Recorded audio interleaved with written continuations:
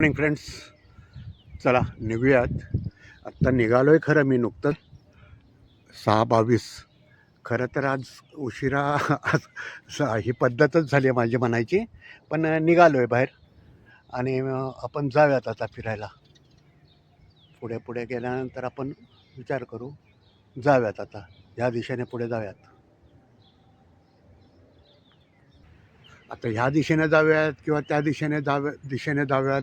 मी आज नुसतं असं म्हणलं तर तुम्हाला कळणार नाही, पण तुमच्या माहितीसाठी फक्त एवढं सांगेन की मी सपोज हडपसरला राहिला आहे, तर मी काल लेकलँड पाहायला स्वारगेटच्या दिशेने गेलो होतो. आज बरोबर त्याच्या विरुद्ध दिशेने म्हणजे सासवडच्या दिशेने निघालो आहे. एवढाच फरक मला सांगता येईल. कुठपर्यंत जायचं ते आपण ठरवूयात पुढे पुढे गेल्यानंतर. काल मी ह्या दिशेने गेलो होतो आणि बरोबर त्याच्या अपोजिट म्हणजे ह्या दिशेने निघालेलो आहे. खरं आत्ता मध्येच थांबण्याचं कारण एवढंच की जेव्हा मी दुपारी पाहिलं होतं तर तेव्हा आज सकाळी मोठ्या प्रमाणात पाऊस पडणार आहे असं आलं होतं. त्यानंतर परत दुपारी पाहिलं, संध्याकाळी पाहिलं तरीसुद्धा मॉर्निंगला पाऊस पडणार आहे असं असं होतं. आणि मग नंतर मी विचार केला, म्हटलं आज आपलं काही जमणार नाही, म्हणजे आजचं बुडणार आहे वॉकिंग. पण सकाळी उठून पाहिलं तर सूर्योदय बऱ्यापैकी झाला होता आणि मी थोडा वेळ असंच अंथरुणात पडून होतो. आणि आत्ता पाहतोय तर निरभ्र बाहेर थोडं डोंकावलं तर बाहेर निरभ्र आकाश पडलं होतं, म्हणजे आकाश झालेलं आहे. म्हणलं चला निघूया. मग नंतर फिरायला निघालो आहे. आता बरंच अंतर जाऊन आलेलं आहे, पुढे जायचं आहे आपल्याला अजून. तर थोडक्यात हे हवामानाचा अंदाज वेगळा ठरला आहे किंवा माझ्या समजण्यात काहीतरी फरक पडलेला आहे. पण मी निघालो आहे, आपण जाऊयात आता आपण पुढे पुढे. नंतर जरा डिटेलमध्ये पाहिलं तर पाऊस पडणार आहे, पण 9 नंतर पडणार आहे. इनफॅक्ट 7 ते 9 पाऊसच दाखवला होता. पण आत्ता थोडीफार पण लक्षणं नाहीत. थोडीफार पण पाहिजे ना, थोडीफार पण पावसाची लक्षणं नाही आहे. आणि काल अनुमान होतं की सकाळी पाऊस पडणार आहे. जाऊयात पुढे आपण.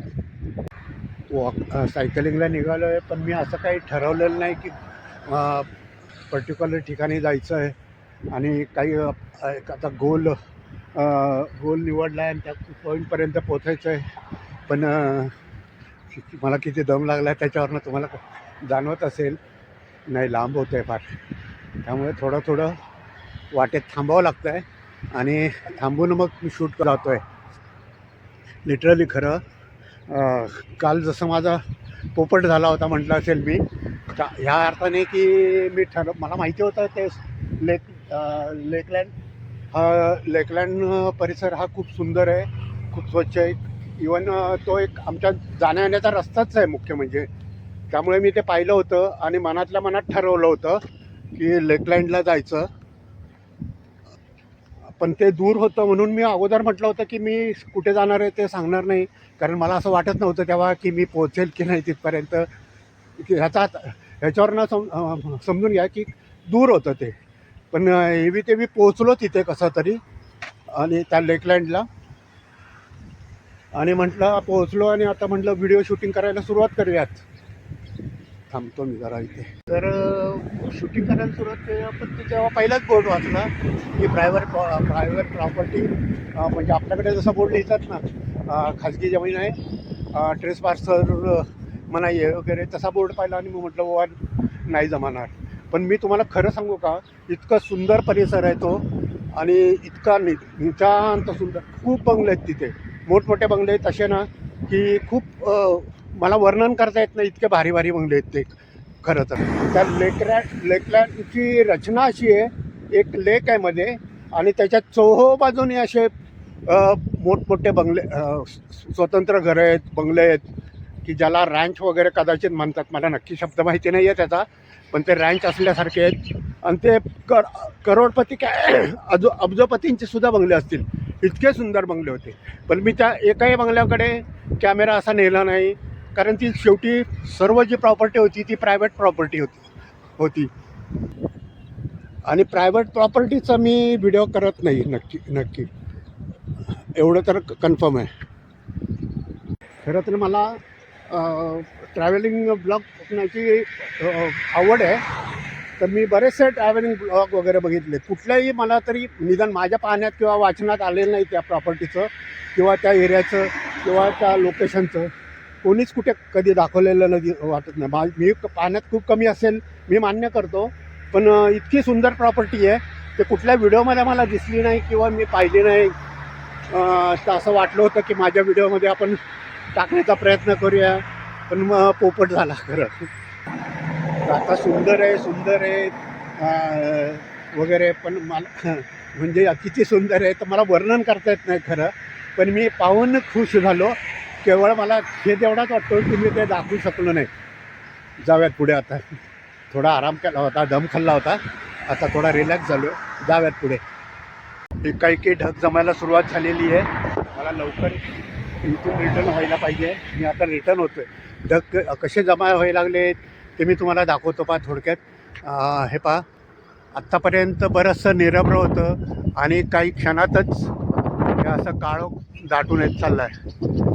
हे पहा, हा असा काळोख दाटून येत चालला आहे. मी आता इथून रिटर्न होणार आहे, माझ्या घरी जाणार आहे पुन्हा, कारण वाटेत कुठे थांबायला जागा मिळेल की नाही माहिती नाही आणि इथं थांबण्यासारखी जागासुद्धा नाही आहे. तर मी त्या लेकबद्दल बोलणार होतो आणखी, पण आता जाऊयात पुढे. इनफॅक्ट आत्ता वाजले जवळजवळ तासभर होऊन गेला मला बाहेर पडून, आणि आता मी रिटर्न निघालेलो आहे. खरंच इतकं बरेचसे ढग मोठ्या प्रमाणात जमा व्हायला लागलेत. आणि जो त्यांचा अनुमान होता, मी म्हटलं होतं की कदाचित माझ्या समजण्यात चूक झालं आहे किंवा हे चूक असेल, पण तसं नाही आहे. खरोखर असं मोठ्या प्रमाणात ढग जमा व्हायला लागले आणि पाऊस हा साधारण 65% मी पाहिला होता. पण तो मी ठरवलं होतं की 9-9:30 नंतर पडणार आहे, तोपर्यंत एक राऊंड मारून यावा, पण ते शक्य नाही आहे. आता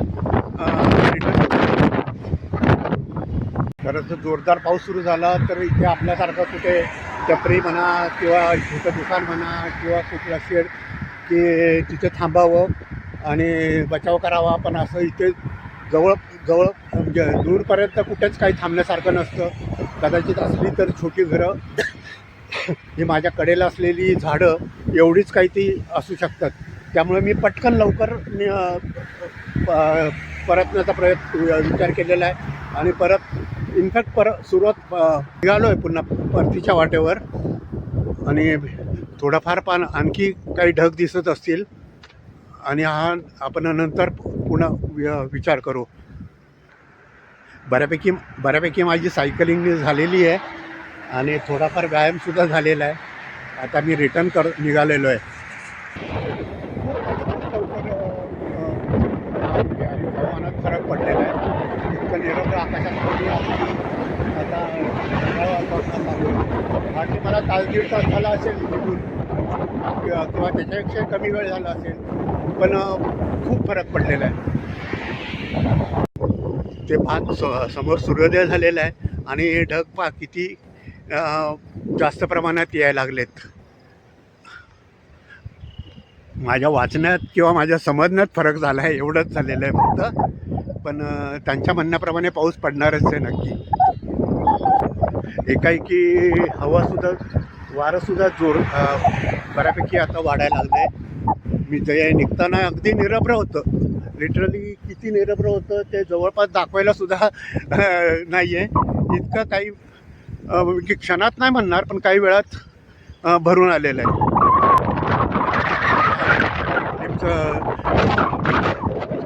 संपवावं लागेल. ही माझी सायकल. माझं चॅनल लाईक करा. माझं चॅनल लाईक करा. माझं चॅनल सबस्क्राईब केला नसेल तर माझं चॅनल सबस्क्राईब करा, शेअर करा. Thank you. God bless all of you. माझ्या चॅनलचं नाव आहे शरद शिंदे. ट्रॅव्हल ब्लॉगचा हा चॅनल आहे आणि हे सर्वांनी पाहावं. थँक्यू.